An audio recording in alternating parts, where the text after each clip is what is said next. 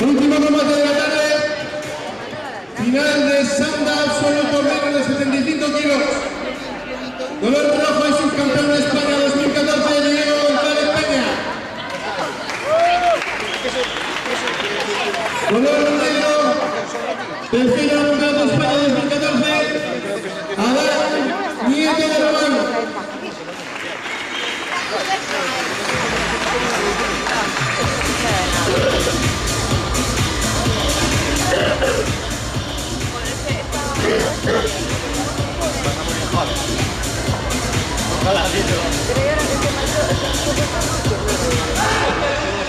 Primer asalto.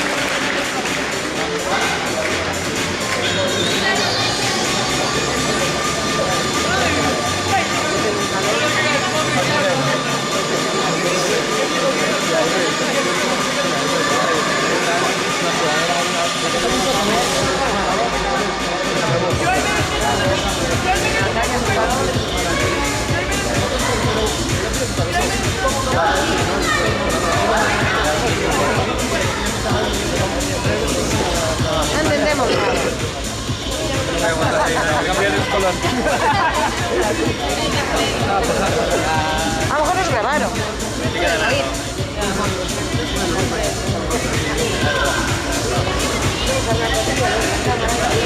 Grabaron todo y nos van a oír.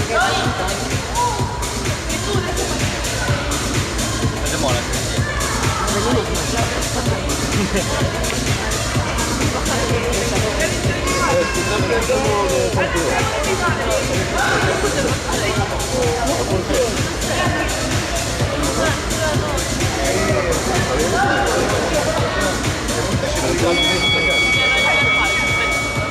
Final del primer asalto.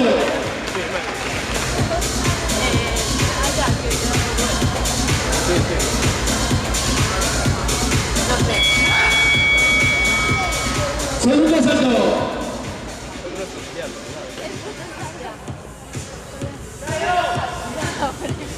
Ya te diré, este es un asalto.